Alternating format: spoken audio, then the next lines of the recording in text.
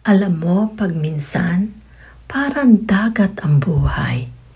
Minsan kalmado, minsan halos lunurin ka.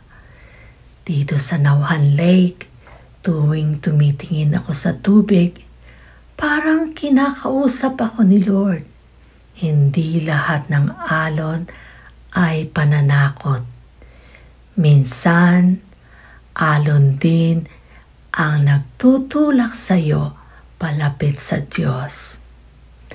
May mga araw na parang lulubog ka na sa lungkot.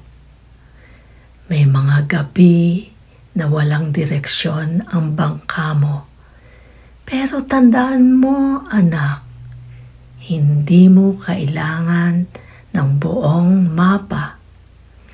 Minsan, kailangan mo lang sundan ang ilaw ng pananampalataya. Kahit hindi mo pakita ang kabilang pangpang, basta't kasama mo si Lord, makakarating ka.